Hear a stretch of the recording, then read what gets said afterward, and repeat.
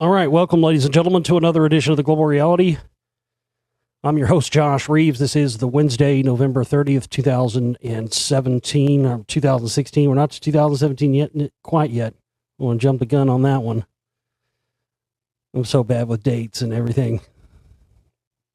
Yes, Wednesday, November 30th, 2016. Thank you so much for being with us here for another edition of the broadcast. We're going to be getting into some various news items and topics of discussion with you here on the show today. I don't really have any listener stuff that I need to address. We did that a lot in the last show, so I don't see a lot of that here on the table tonight. So we'll get into all the various topics and discussions that we usually get into here. And I've got a lot I want to talk about with you, so should be a good show. Thank you very much. TheGlobalReality.com is my website. That's TheGlobalReality.com. Thank you to everybody listening out there, wherever you're listening. And if you're a new listener and you've just recently found my work, welcome. Thanks to everybody out there. If you're watching on the YouTube, we're doing the video cast here today in conjunction with the show. So those of you who are watching this later on YouTube, thanks so much for watching and tuning in. We've had record numbers lately. Our listenership has been through the roof. We've been really picked up a lot of new listeners, and just really all of a sudden since it's just hilarious, you know. Ever since the election, all of a sudden interest in my work has gone, you know, to an all-time high. I just find that it's hilarious to me because I've unless you've been listening to me and following me for a long time, you have no idea how long I've been, you know, sludging it out down here in the trenches. I mean, it's just funny. It's funny how that works because, you know, all sort of activism and everything, pretty much, unless it was coming from the phony right wing end of things, you know, completely went to dormant standstill during 8 years under Obama. Now, you know, of course, all of a sudden, right on cue, right as soon as there's a Republican in there again, somebody with an R next to their name, that's all it takes. I saw an article today. I don't think we'll cover it, but I did see one that said something about, you know, activist groups, new left-wing activists springing up overnight, and it's a boon, you know, of course. That's what all this stuff is, man. And it's always funny for me because no matter, I've always exposed the same stuff, and I've always made it clear from day one I'm not left, right, or any of these affiliations that are all bought and paid for and controlled by the same corporate interests and outside Central European banking interests and all the big financial think tanks and intellectual think tanks throughout the world that all feed back into these same groups. But when I first got involved in this stuff, and I was involved prior to that in 9/11 truth stuff for a while, and I saw that, you know, same thing as this. I saw that for what that was. I actually saw that for what that was before I found out about the Council for National Policy and Alex Jones and the phony truth movement stuff. Really, that was the first thing I woke up to because I worked with a group here in Dallas back around from like 2004, 2005, something like that, to like 2007.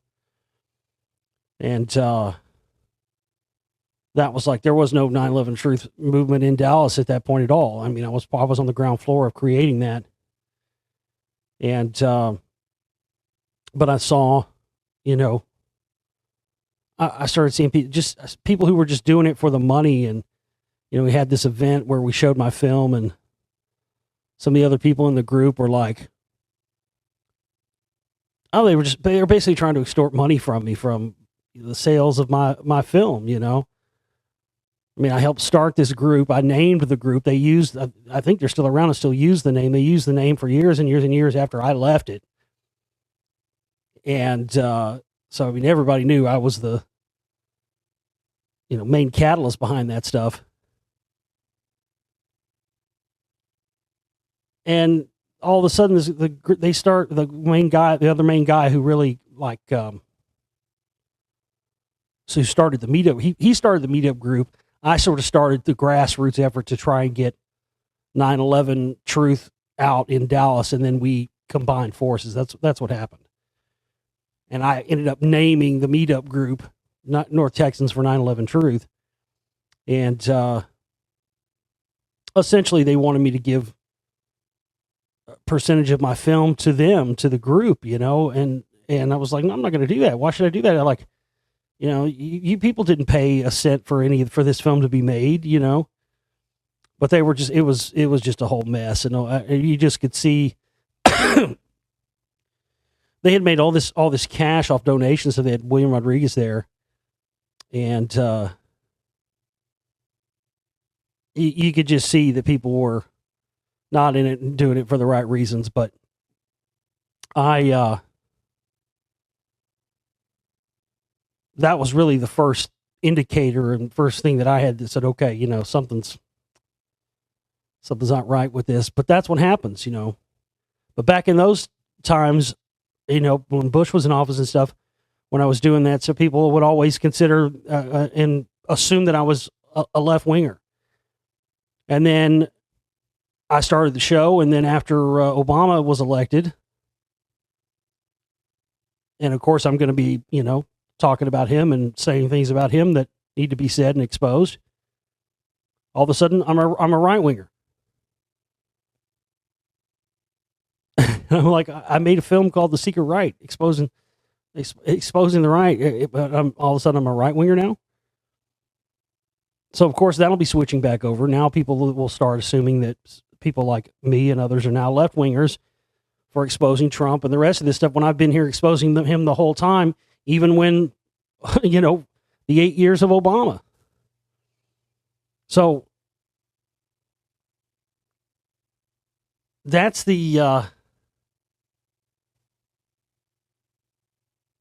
it's really just been hilarious to watch and see, and seeing how our video views and whatnot have increased.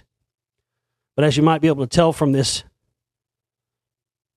background here behind me, we are at level red alert right now because it's the last day of the month and we have our operating costs coming up due tomorrow. So by 4 p.m. Central Standard Time tomorrow, we have to raise a minimum of $700 for our operating costs. And we need all of your help, all of you people who have come on and just started listening.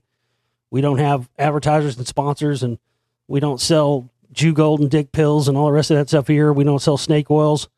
And we are 100%, all of our films, all of the documentaries that we do, all the radio shows, everything is 100% funded by our audience and always has been. And that's the way we keep the truth unfiltered, without any BS, because I was in situations for a lot of years. I mean, people always ask me, oh, you do a podcast, or people say, oh, you do a podcast. Like I've been around since before podcasting was a thing. I started out on I mean, most of the shows and stuff that I've done for years have always been on, you know, shoutcast streams. I was on a lot of AM and FM stations for a long time. A lot of micro FM transmitters carried me for a lot of years. A lot of years. But we eventually got to the point where we were getting we were getting taken down every night. Every night they would fuck with our internet stream. They would fuck with something. The computers would be hacked every single night. So I started switching it up and not doing the show because I was doing it like at a set time. So every night, I mean, every day like clockwork, everything would work perfectly for, you know, the 23, almost 24 hour period until I would start ready to do a show, because I'd be messing with it. Everything would work fine. And at the same time, we would get messed with. So I started doing the show, switching up and doing it randomly, and deciding to do it at random times. I'd do it like 5 o'clock in the fucking morning or something, or, you know, 6 o'clock at night, or I'd just mix it all up. And then they got hip to that and started taking down. So that's when we did away with the live stream stuff, and I started doing the shows pre-recorded and put them out that way, because it really, if you weren't around listening at that time, you don't understand how bad it sucked. Not just for me, but for everybody trying to listen, and it would only do that when it was cutting out, and, you know, everything was checked out. All our, you know, we had fiber optic internet, and we had, new computers. There shouldn't have been any reason why any of that was happening. And of course, once we stopped doing the live stream stuff, it stopped. But we've got so many new people coming in now. The views on the video from the 15th, alone 2,477 views since the 15th. The one from the 21st, 1,791 views. We'll get a lot of views. It usually takes a long time. These are really coming in a lot faster, especially on the YouTube stuff, for a long time, because, like I said, a lot of people have been listening to us just on either on the live stream or on our archives and our member section and all that stuff for so long, and it's really picked up. And the shows even from this week, or the one from the 23rd's already had over 1,000, and the one from yesterday's already had over 600. So, think about that. All that falls 600, 600 people who viewed the video since yesterday chipped in $1. We'd pretty much be at our goal. But if you haven't got a membership yet and you'd like to get one, this is your best opportunity. You've got less than 24 hours. Everybody who contributes $100, either at the GoFundMe banner thing, November operating cost banner at my website, theglobalreality.com, or by using the donate button there at the website as well, if you want to use credit and debit card. Everybody who contributes $100 will get 3 downloads from the download shop in a lifetime archive membership. We have already had 2 people get those. Michael was one. Thank you very much, Michael.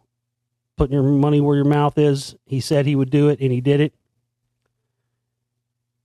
And the other one, I don't want to say your whole name. You're probably listening. You did yours yesterday. Your name's John S. I'll just put it like that. I don't want to say your whole name. John S. I need you to email me. globalrealityshow@gmail.com. John S. I need you to email me. What happens is if you go through the banner thing and contribute your $100, for some reason it doesn't show me your email address. So unless you email me with an email address, I'm not able to set up your archive membership thing and also send you your links for your free downloads. So be sure, keep that in mind. That may have happened to you in the past. If you ever had that happen to you, if you contributed in the past for a $100 deal like that and didn't get anything sent to you for login information, shoot me an email, globalrealityshow@gmail.com. I'll go back, I'll check my records and all that stuff, and then I'll get you set up. Because frankly, that's I can't believe I didn't think about that before. I never really thought to say, because I hadn't heard from anybody, but possibly that could happen. But anyway, with John, he contributed. So we've had 2 of those left. We have 7 more people come in like John and Michael have. Then we'll have everything we need. We also have a grand prize we're going to be giving away to the largest contributor. It's going to have to be a minimum of $300 to win this prize for what it's valued at. But the highest contributor by 4 p.m. Central Standard Time on Thursday will win this right here. I don't know if you can see it. I'll try to get it in the camera. You can also see pictures of it up on our Global Reality Radio Network Facebook page and the Josh Reeves radio talk show host, filmmaker, explorer page. You can see that. That is a massive Herkimer diamond crystal from Herkimer, New York, only place they're found. You can see the golden pieces. That's a golden healer. That's a massive one. You see small ones, this size and stuff. This is a massive museum piece. I don't know if you can see me sit this up here like that. I don't know if that captures on the camera, but it actually sits naturally on its own without a stand or anything. So it won't on that because it's not a level surface, but you get the idea. Anyway. Hey, there you go. There it is. This is a fantastic piece. It's estimated to be worth between $300 to $400, maybe more than that, just strictly because of its size. But would make a great, fantastic gift for yourself or for somebody for the holidays. So the highest contributor by tomorrow will win that. So, again, we're at red alert level because we have less than 24 hours left, and we have $700 left to go. So please go and contribute at my website, theglobalreality.com. Any amount you can helps, no matter what the size is, big or small, really doesn't matter. But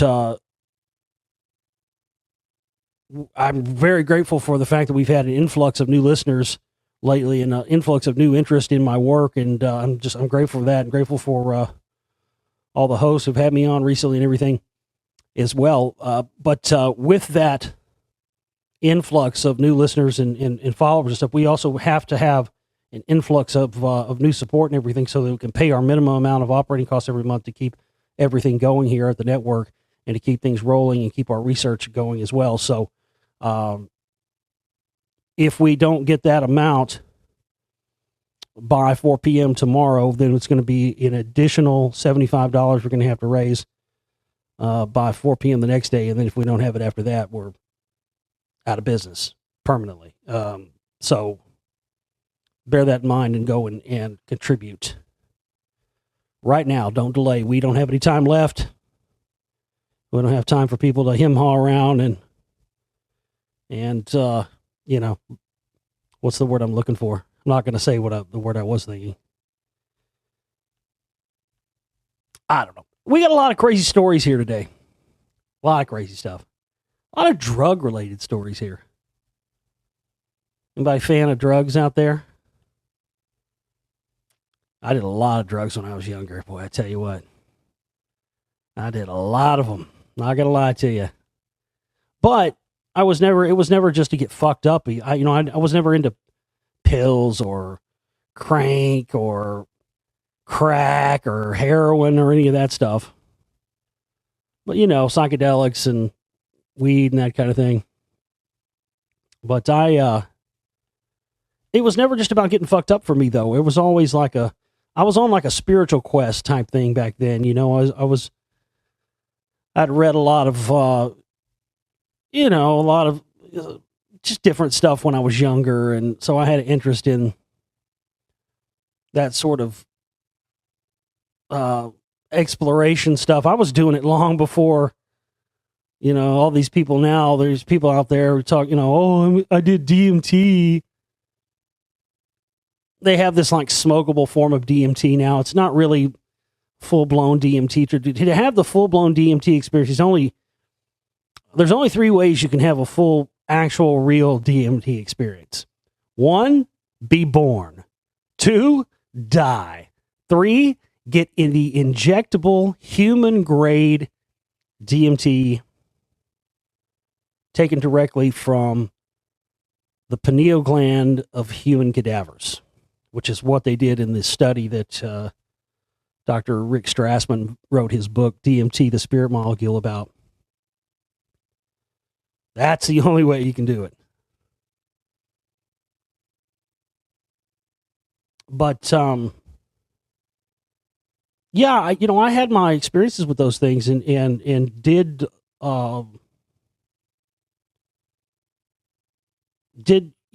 gain valuable stuff from them and experiences from them. Stuff like,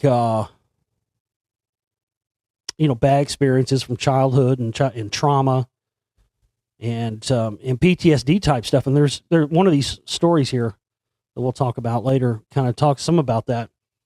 So it's kind of what got me thinking about it. But it was just an abundance. I don't know why. There's like 3 or 4 different stories today, and they're all interesting ones about drugs, just all in one day. I'm like, I just think that's, did they get together? Are they pushing that now? Is there an agenda? I just, maybe there is, maybe there isn't. Maybe it's nothing.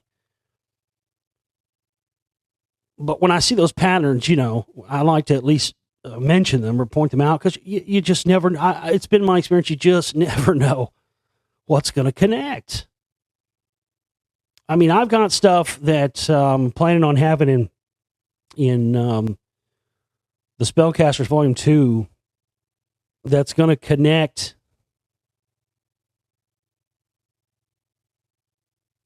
the CMP end of things and some of the people who were involved with the group and members and stuff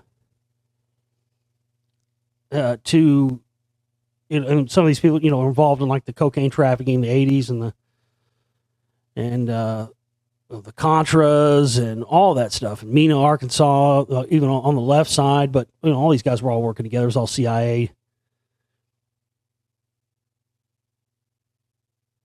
But I'm going to be connecting. I mean, the death of Randy Rhoads, man. I don't know if you know who Randy Rhoads is, former guitar player for Ozzy Osbourne. He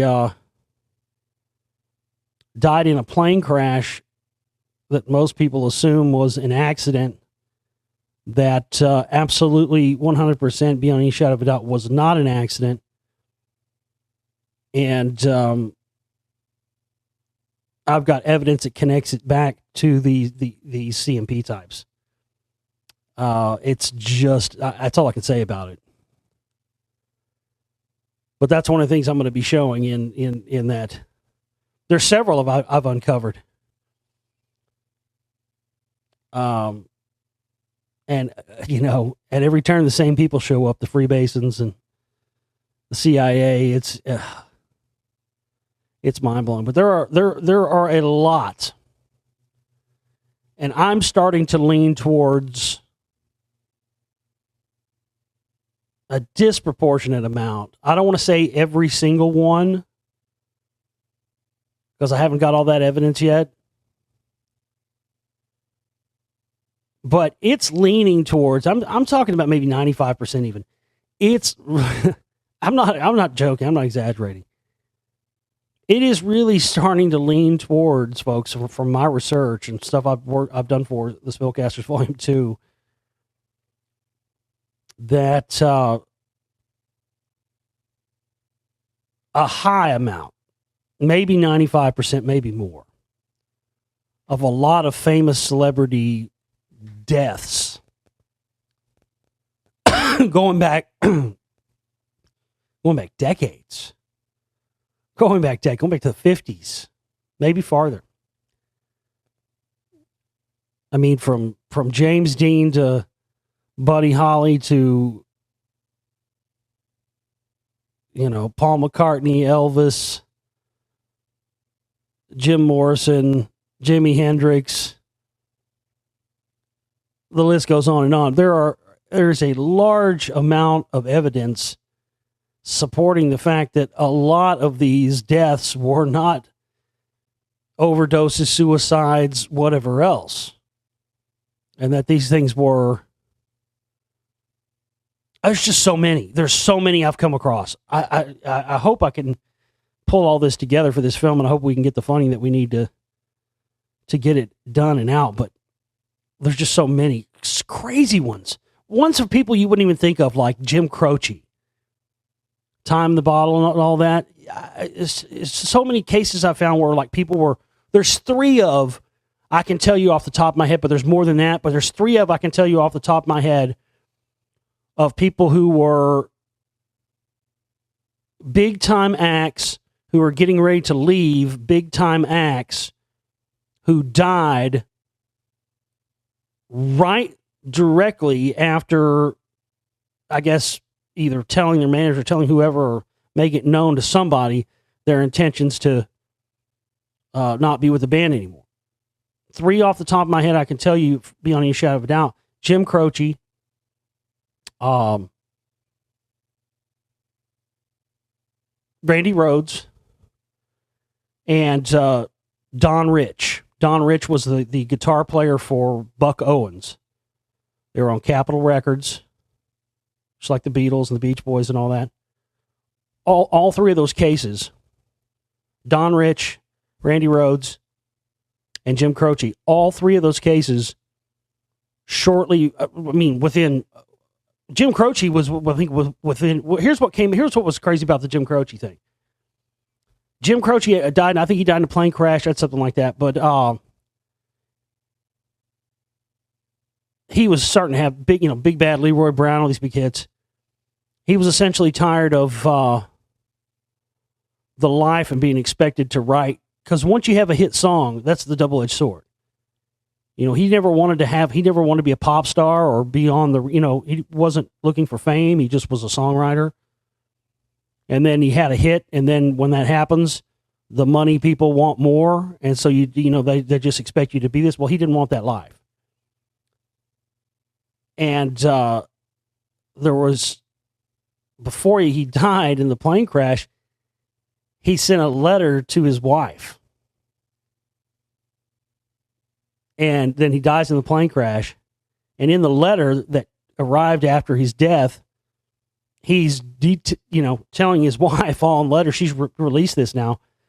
He's telling his wife all in the letter about how he's done. And he's leaving the music business and he's tired of the life and he's out. And when he gets back home, he was a big money cash cow.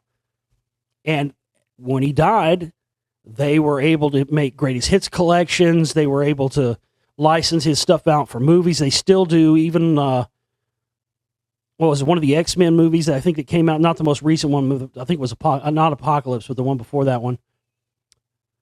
And you had the scene with Quicksilver in there where you had his song in there. So his stuff's getting licensed, and there's, these people that run these record labels are still making millions of dollars off of him to this day.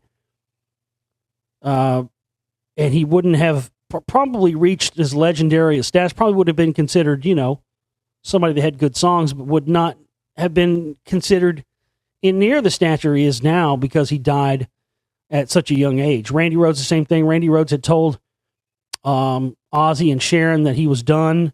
He was quitting the music business. He was going to learn classical guitar and play classical guitar and make classical music. And,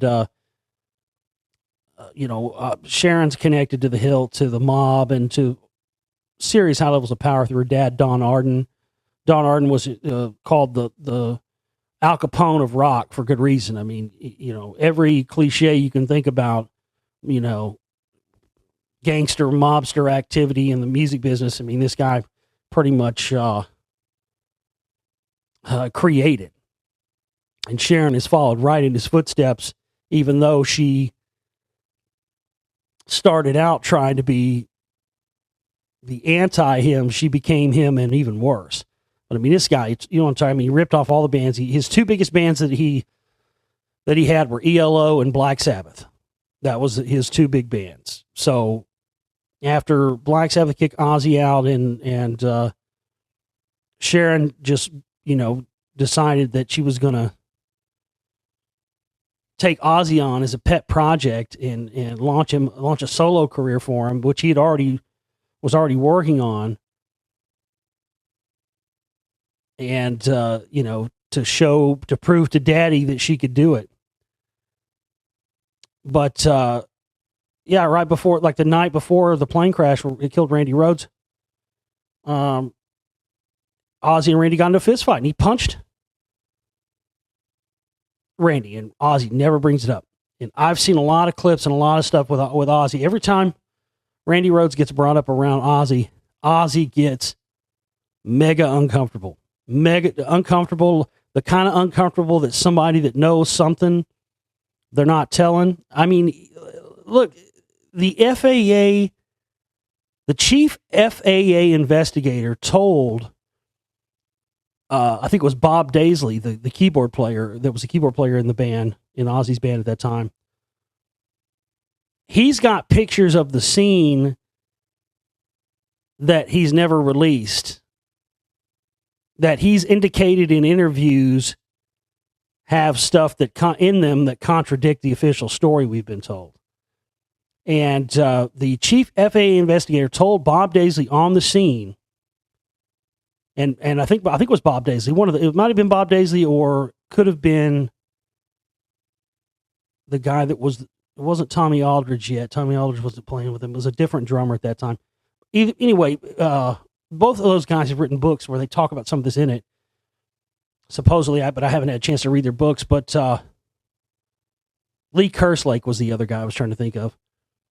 Lee Kerslake and Bob Davis, who of course have been suing the Osbournes for years and years and years because they fucked them out of, well, basically songwriting rights. All the stuff that says written by Ozzy Osbourne on all his albums was not written by Ozzy Osbourne. It was written by other singers that they then ripped off and didn't pay royalties and money to. And in fact, Randy Rhoads never saw a dime. He played on 2 records, 2 of the most influential records that continue to inspire guitar players and people to this day. Those 2 records, man, those first 2 Ozzy records, I mean, they're untouchable. The guitar playing, people are still trying to catch up to that, to what Randy did on those. I mean, it's his shortest, most impactful, most influential career, but Randy never saw a dime.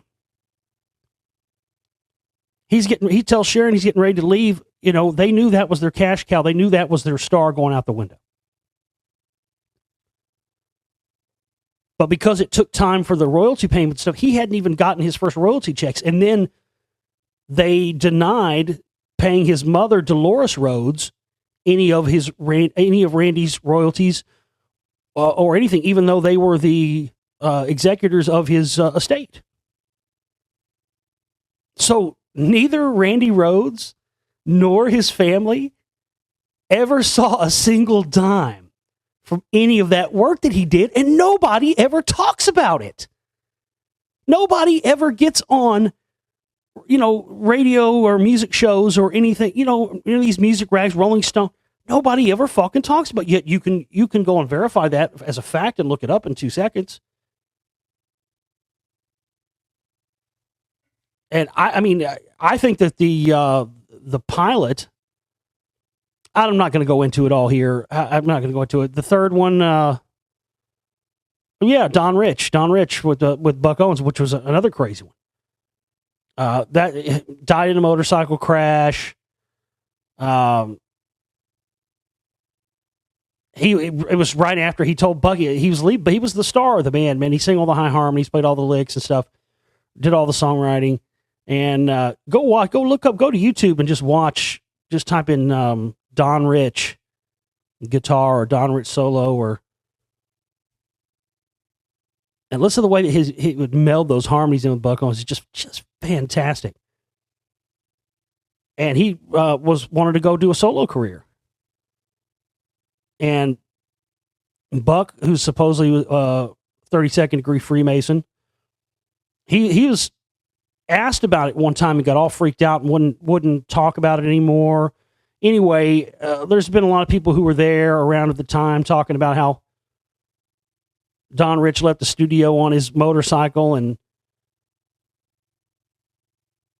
they had been in a fight or something. And once he found out he'd left on his motorcycle, he said, "Don't let him leave on the motorcycle." Like he knew something. Anyway, there's a lot of that stuff. My point is,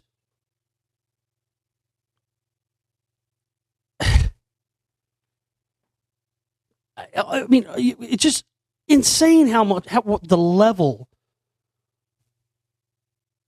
of how phony almost everything in our reality is. It's just mind blowing.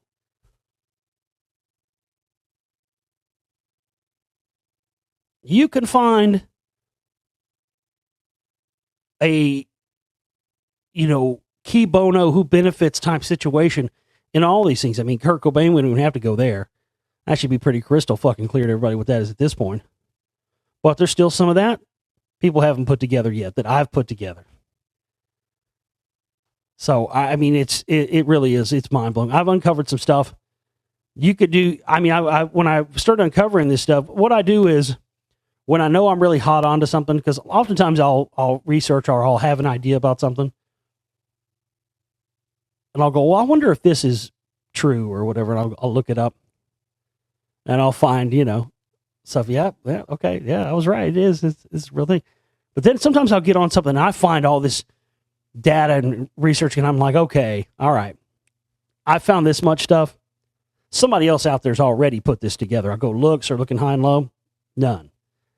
That encompasses all the information that's going to be in the Spellcasters too, is that kind of stuff that is not out there, stuff nobody else has connected the dots on yet, that's going to blow people's minds at how long the CIA has been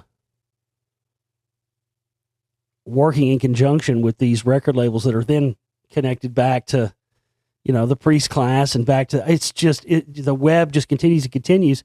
But it's all about the manipulation of our reality and how they can benefit from that and use it to sway things politically. Hey, this stuff sometimes is just mind-blowing. It just really is literally mind-blowing. There's no other word for it.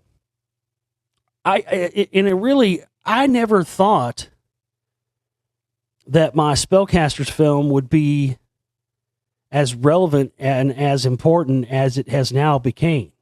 That blows me away too. It's blowing me away. Look, I've been talking about this stuff and exposing this stuff for a long time, but it's still, believe it or not, a little bit of a shock to me to see how absolutely 100% right I was, even beyond what I expected. I mean, look at these people that Trump is already picking for his cabinet. I mean, it's unbelievable. Did you guys see who he picked as education secretary? Betsy DeVos. Now, don't overlook her middle name. Her maiden name, Betsy Prince DeVos, ladies and gentlemen. Yes, none other than the sister of Eric Prince, founder of Blackwater, now Z Services. And she's the wife of Dick DeVos, son of Amway founder Rich DeVos. The DeVosses and the Prince family they were the creators of the Council for National Policy, along with the LaHaye family. The Hunt family out of Dallas put up the seed money, the startup money for the group. Tim LaHaye founded the group. And then the DeVos family and the Prince family were on the board of executives at the very beginning. So was Dr. Edward Teller. I mean, Dr. Edward Teller was on the initial board of the Council for National Policy. The father of the fucking hydrogen bomb, for God's sakes. And I've talked about this before. Of course, the DeVos family also owns the team. They're Orlando Magic. They're Freemasonic family, going all the way back. Tied in heavily with the CIA. Amway has always been a CIA front, and the DeVos family has always worked in tandem with the CIA. And that's how they fund covert operations and different things through these, pyramid scheme type things. And it's a classic thing that you see. Adnan Khashoggi has done these things. You can look at the way, look at the whole way Alex Jones' operation is ran, all this stuff. It's all part of the same thing. That's how they're able to fund their covert operations off the books, is by providing seed money to set his operations up initially, and then setting them up with pyramid scheme or get rich scheme or, health, magic cream and potion lotions, pyramid scheme type things. And yeah, it's crazy. So here's what's just so fascinating about this pick of Betsy DeVos as the education secretary. Because the women in the Council for National Policy, specifically Betsy DeVos, Beverly LaHaye, and, when she was alive, ding dong, the bitch is dead, Phyllis Schlafly.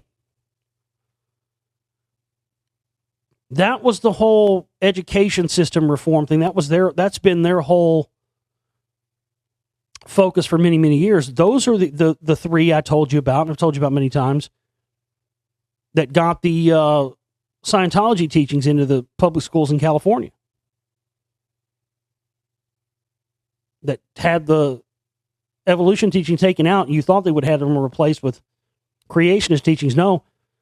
Come to find out, they're replaced with, and I just couldn't wrap my mind around that when I first started working on the Secret Right films in 2009. I just didn't get that. Now it's all crystal clear. When you know the CIA connections and you see that this is all part of these CIA front organization operations, then you can see it for what it is. So Trump is now brought in as education secretary, one of the three ladies from the Council for National Policy who were responsible for reforming public school education, getting in Scientology teachings in them. Now, what does that tell you? What could we deduct? What should we deduct from this? That's what they're planning on doing across the board for all schools. I've told you this for quite some time, folks. People have talked about the New World Order and one world government, one world religion and all this, but nobody's ever seemed to tell you what that's going to be. And I've been saying it for years, even before, I don't just instinctively knew it, even before I had all the facts and data that I have now that you're seeing me put out in these films and on the shows. Scientology is absolutely, beyond any shadow of a doubt, being set up to be the one world universal religion.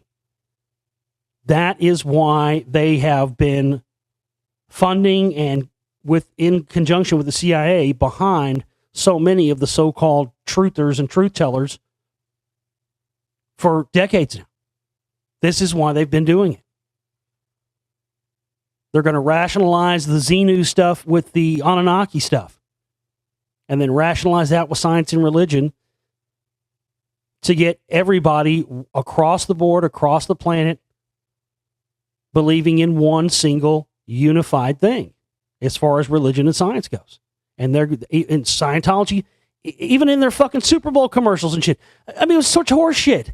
Because when you go and actually read this stuff, it doesn't have anything to do with how they're advertising. Do you like science? Do you like religion? Do you like both? That's what they're doing. That's what they're advertising it as.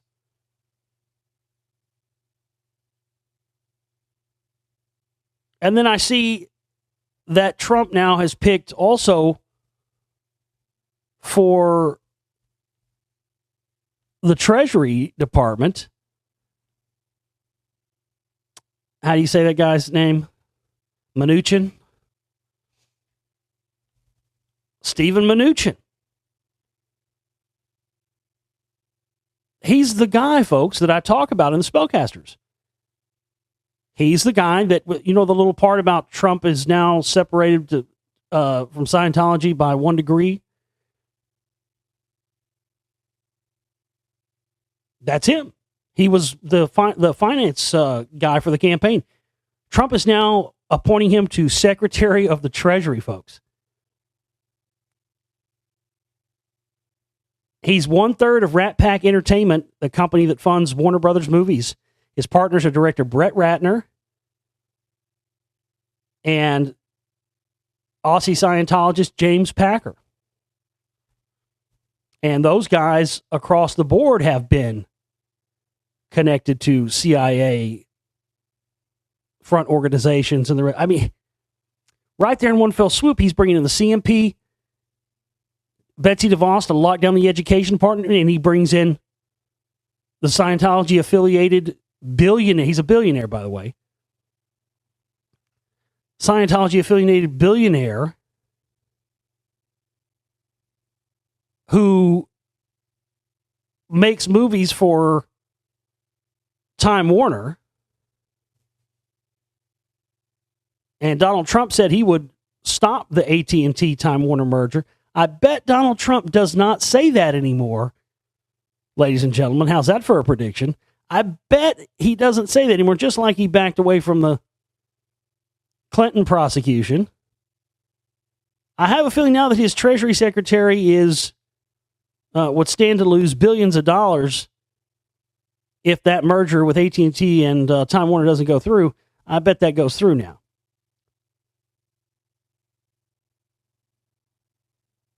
So again, I couldn't have even predicted, folks,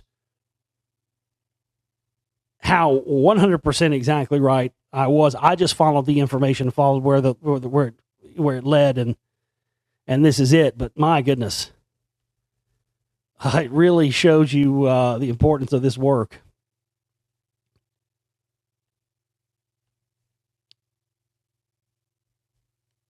Living robot with human brain close to creation as super AI computer around the corner.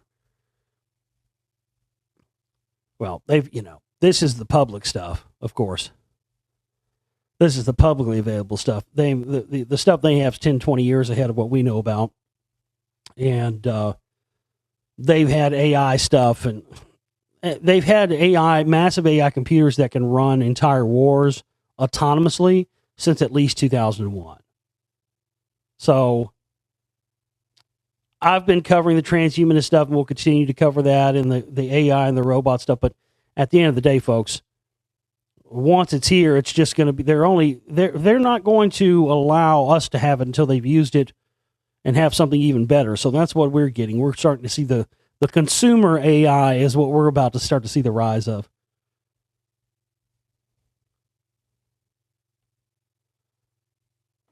Here's an interesting article from USA Today. Mr. Trump denounced Alex Jones, Sandy Hook's principal daughter.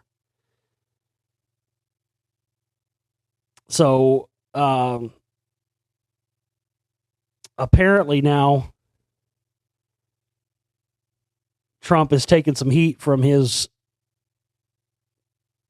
connection to Alex Jones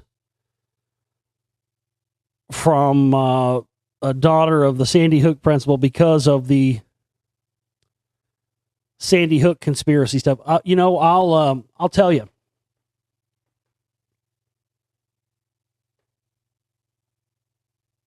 I haven't got up here and talked about that stuff. Well, I talked about it when it happened. I called it out for what it was because some of these things were coming right on top of each other so fast and so quick. I was just always interested why they wanted it seemed like all of a sudden the conspiracy theorists and truthers were really being sucked in and led in and kind of baited in a way to focus in so much attention on the Sandy Hook thing. All of these shootings, whether it was the Batman one, remember that one? Adam Lanza and all that. I mean, witnesses in the theater saw, guys in fucking fatigues, others doing the shooting. All these things. We all know what they are. But see, now this is how they're going to use Trump to try and shut down some of the very people that helped get him elected. That's what this has all been about. See, that's why I renounced as soon as I found out about this Council for National Policy stuff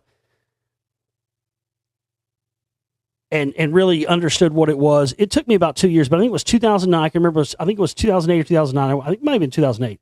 But I remember going on my show, and I at that time renounced myself from any connection to.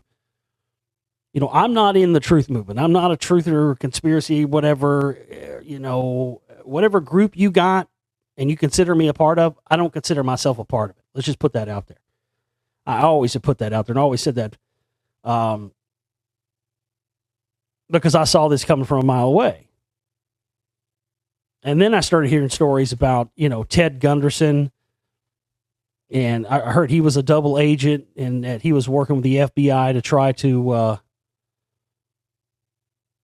pin, conspiracy theorists or whatever as domestic terrorists and all this stuff. And this is from a reliable source, somebody who was on, on the inside of some bad shit going down that witnessed this. So you're going to continue to see this. And just like I said, this is what the Council for National Policy thing is all about. They bring together. The reason why the Council for National Policy brings these people together in such utter secrecy and meets 3 times a year and doesn't make their membership list available to the public, and a recent one got leaked this year, or some Southern Poverty Law Center leaked it. Yeah, they leaked it because they were in the goddamn meeting. You're not fooling us. But the reason why they make these memberships and these meetings so secret is because while it would appear that this is how all these groups get together and work towards a unified mission, it's not that. That's not the case. That's why you see so many of these Council for National Policy members who are involved in these groups that are really on diametrically opposed ends of the particular end of the Republican Party. I mean, you got people like Rush Limbaugh, who's been a member, but that's what they do in these meetings. These meetings are not about creating solidarity. The meetings are about giving marching orders to the various different factions within the party itself that then appear to the public to be against each other. Paleo conservatives over here, and neoconservatives over here, and alt-righters over here, but yet you look at the Council for National Policy, and you got all the above in there. Now, this is a great case in point of why I told you what you're going to see happen. This whole thing with, Alex Jones being all behind Trump, getting everybody to support him and vote for him and all this stuff. And then once Trump starts changing his tune or doing whatever, then Alex Jones will do a 180 and be like, oh, I never supported him, and I never said to people to vote for him. And he'll back away and then try to act like that's how he's going to try to keep their platform, because these people got, they've got nothing left. Have you seen the patheticness of like the InfoWars and some of these, all these different conspiracy truth websites right since Trump's been elected? It's been hilarious. They're like, there's like nothing relevant being put out by them at all. Not that there really was before, but before it was at least stuff that seemed like urgent and oh my gosh. Now it's just like there's nothing coming out, because why would there be, right? If there's anything urgent or important, they're not going to be the source to go to hear that anymore, because that's their boy, right? So they're done. Whatever these groups had, you're done. And then they'll hang on long enough to come crawling back once they bring in another left-winger after the next election cycle that will be 100 times, 1,000 times worse than Obama. And again, that's all part of it. That's the real point of all these groups being controlled by the same entities, and left and right being an illusion,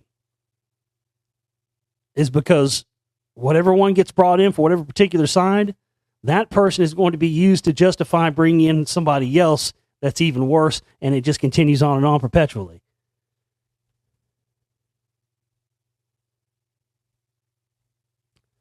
Gigantic underground oceans could be full of aliens.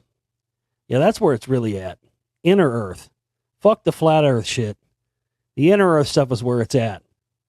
Edgar Casey and his Inner Earth maps, he had all the detail of the inner oceans and the different passages you can go through to get to them. I explore some of that stuff in Lost Secrets of Ancient America Volume 2, by the way, which you can get in our download shop. Shameless plug there. But yeah, that's absolutely where it's at.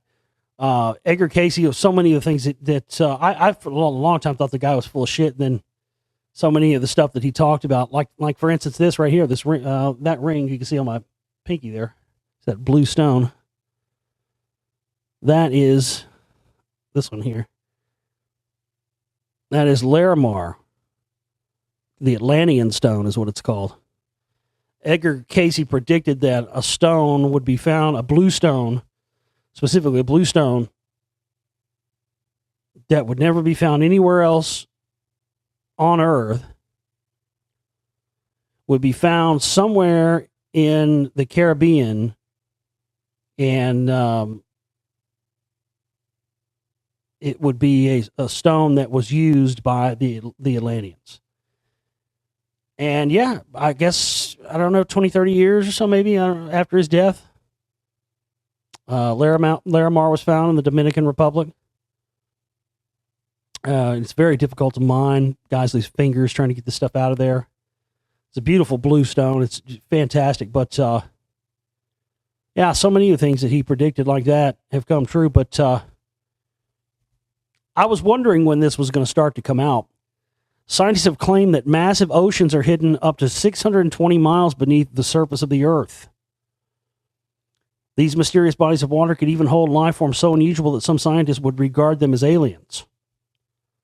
Steve Jacobson, a researcher at Northwestern University of Illinois, said a part of Earth's core called the mantle could contain several oceans worth of water. The deepest of the subterranean seas is believed to stretch out about a third of the way down to Earth's molten core. If it wasn't down there, we would all be submerged. So that's fascinating. Again, that's, all the Edgar Cayce inner Earth maps, the massive, there's more than one, but the massive inner Earth oceans and whatnot are a huge part of that map. And many of the entrances that are on there, there's been a lot of evidence.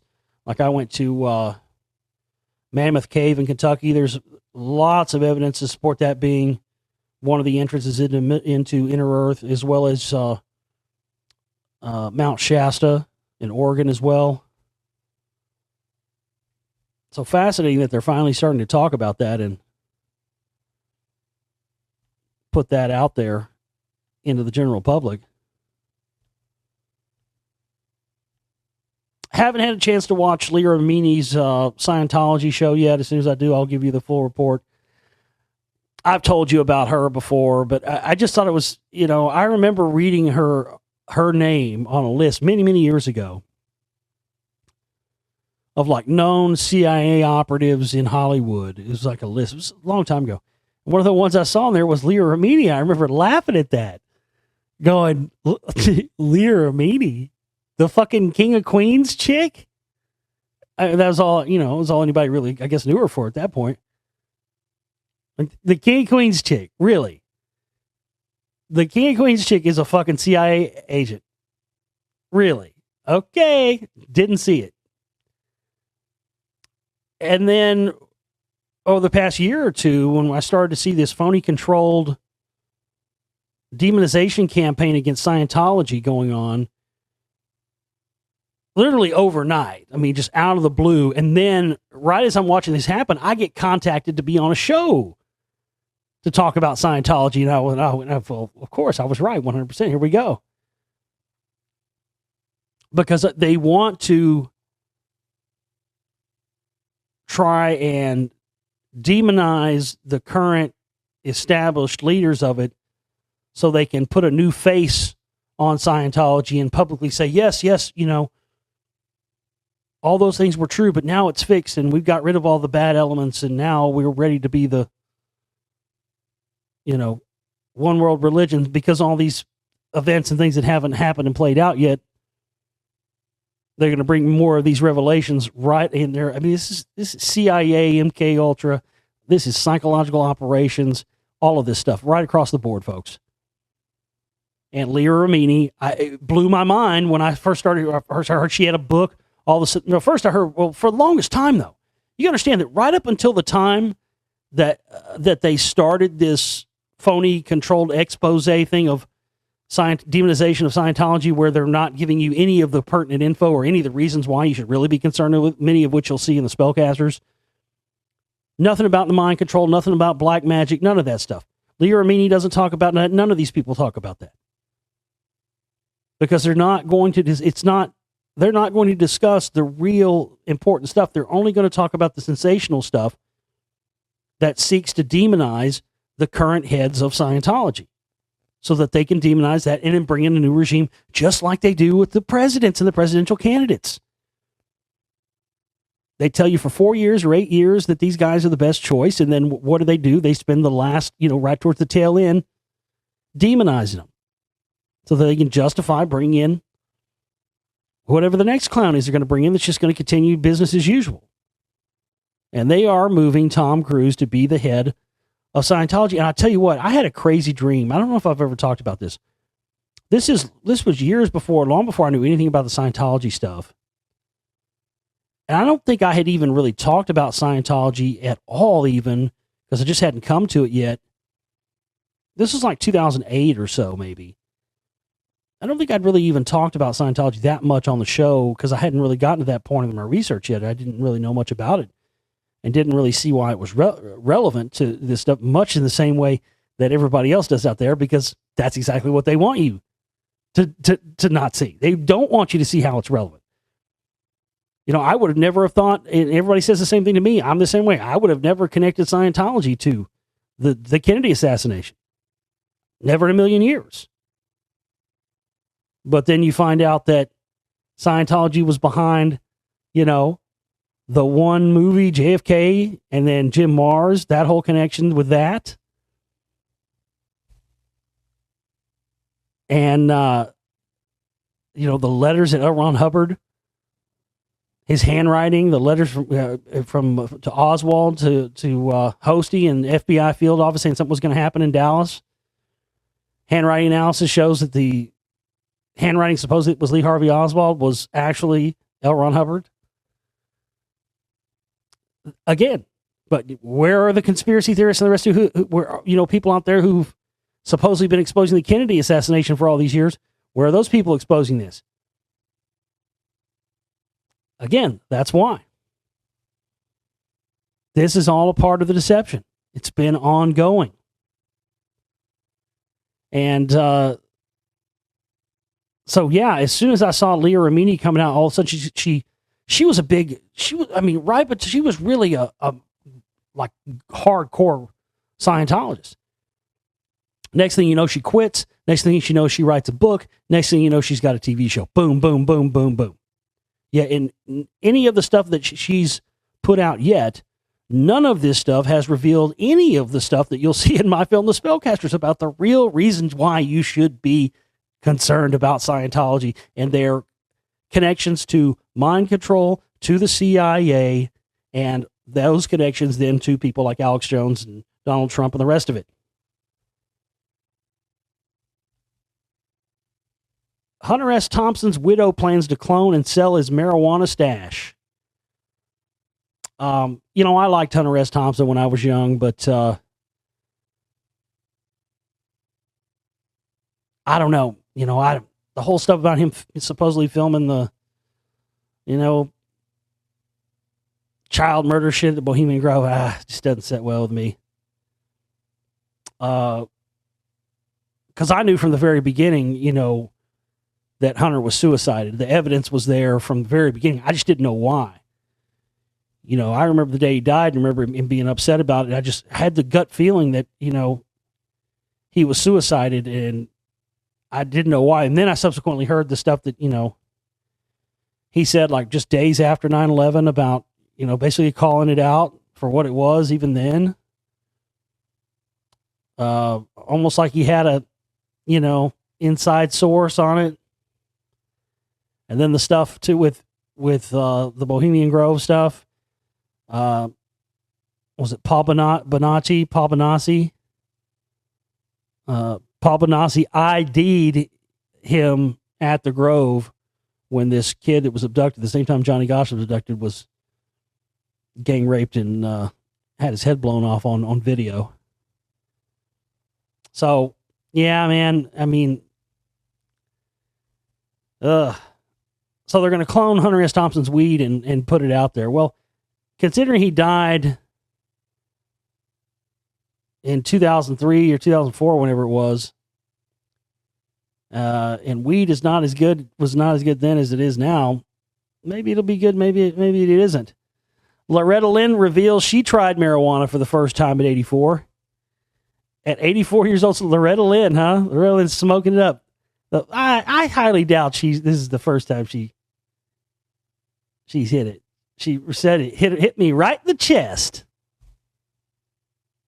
I'm pretty sure that's the point of it, Loretta. Hit me right in the chest. Well, yeah. You smoked something. Smoke goes into lungs. It hits your lungs first and hits your head second. Hit me right in the chest. Well, yeah. Derp. So Loretta Lynn smoking it up at 84. I was thinking about this when the election happened. I was just thinking, theoretical stuff. I was like, what would you want if you had to make a list of either like what you would want a president to do as soon as he got elected, or what you would do as soon as you got elected? One of those, just think of those hypothetical situations. And some of them are just like so. I mean, if Donald Trump really wanted to impress people and he really wanted to buy some goodwill. Because, everybody, seriously, I remember back in 2008, man, I remember everybody was partying. Everybody was like, yeah. I mean, everybody was like, thought weed was going to be, everybody thought Obama was going to legalize weed straight out of the gates. I mean, people were convinced of it. They were convinced of it.